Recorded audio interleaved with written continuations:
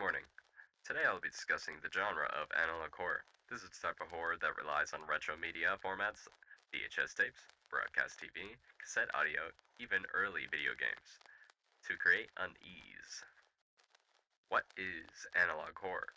So, what exactly is analog horror? At its core, analog horror is about using outdated or corrupted media to tell stories of fear. By grounding horror in formats that people once trusted, such as public service announcements, old VHS tapes, or educational programs, these works make audience feel like the horror is slipping into reality. There are several forms this genre can take: VHS style, found footage, as seen in Gemini Home Entertainment, broadcast hijacking, such as in Local 58, video game formats like Petscop, documentary or instructional style, as in V Carnus, alternative histories, like those in Monument Mythos, and psychological liminal spaces such as the Backrooms. Despite their differences, all these works use the same strategy. They take the familiar and twist it into something uncanny, building fear through atmosphere and suggestion. The Backrooms. The Backrooms, created by Kane Parsons, is one of the best examples of liminal horror. It imagines an endless maze of yellow office-like rooms, filled with fluorescent lighting and buzzing hums. The horror here isn't just about monsters, it's about the environment itself. The series also hints at government conspiracies and the futility of survival. It reflects our fear of isolation, annihilation, and terrifying thought of being stuck somewhere you don't belong forever. Petscop. Tony DiMenno's Petscop presents itself as a let's play of a strange PlayStation game. At first, it seems like an unfinished title from the late 90s, but as the player, Paul, continues, he uncovers a hidden world called the New Maker Plane. This world ties into disturbing things of endangerment, trauma, and tragic real world events. Petscop is powerful because it blurs in the line between fiction and reality. By using the familiar format of a gaming video, it draws us into a world where we can't no longer tell what is real or what is fabricated. The Mandela Catalog. The Mandela Catalog, created by Alex Keister, is set in a fictional Wisconsin county. It introduced the concept of alternatives, entities that replace humans by toying with them psychologically before mimicking them physically.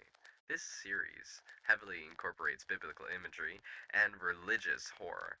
Its true terror lies in disabling identity, not knowing if people around you are who they appear to be, combined with technology manipulation, corrupted broadcasts, and unseen forces. It builds an atmosphere of paranoia and a fear of replacement. Local 58. Chris Straub's Local 58 takes the form of a hijacked local television station. The broadcast includes fake emergency alerts, unsettling weather reports, and strange programming. What makes this terrifying is how real it feels. These are formats we recognize and trust. When they're corrupted, we're left feeling manipulated and powerless. Local 58 is an excellent example of cosmic horror, suggesting there are forces beyond human comprehension or control. It also reflects the social fears of misinformation, surveillance, and the fragility of communication systems. Gemini Home Entertainment. Remy Abode's Gemini Home Entertainment looks like a collection of VHS tapes from the 1980s and 90s, presenting itself as an educational content. However, the tapes reveal a sinister mythology, parasitic organisms, alien invasions, and even a sentient planetary entity known as the Iris. What makes this series stand out it is its combination of cosmic horror and Native American mythology. By blending cultural lore and apocalyptic imagery, it highlights both ecological collapse and humanity's insignificance in the face of the cosmos. Vita Carnis. Darian Coy's V Carnis resembles a biological documentary. It catalogs flesh-like organisms that have appeared since the 1930s. Some ecological, some predatory, and many try to cult activity.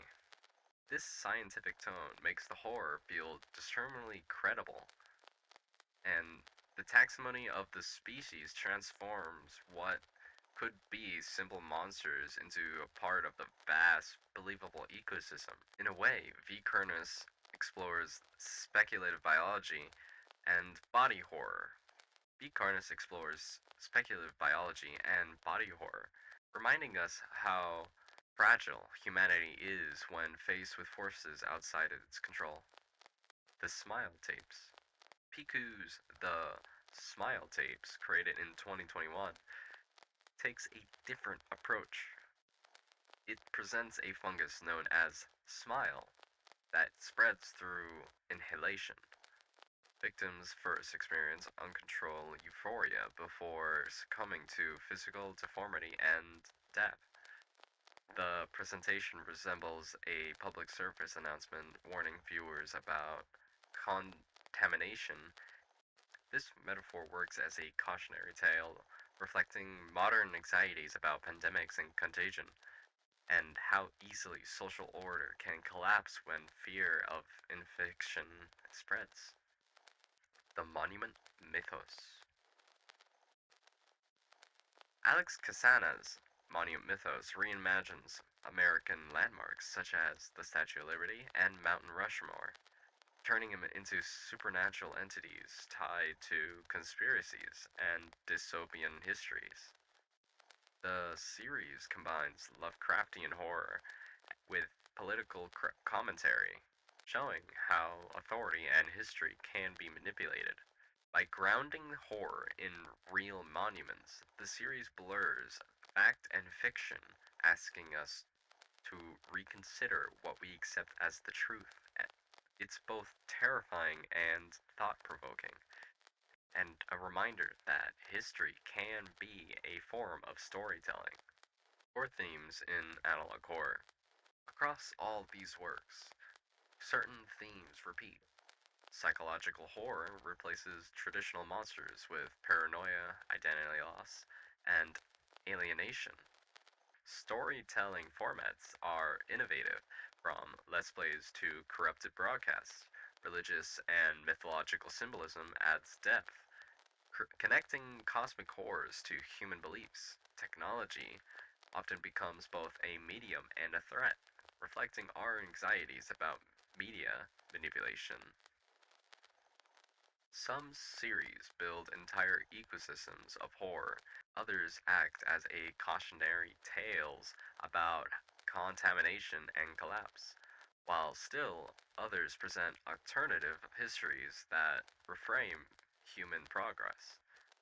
Together, these elements define analog horror as a genre that is both creative and unsettling. In conclusion, Analog horror is a genre that unsettles us by twisting the familiar. It reanimates outdated technology to explore modern fears. Fears of identity loss, of surveillance, of infection, of history itself being rewritten. It's it is a experimental, diverse, and emotionally resonant.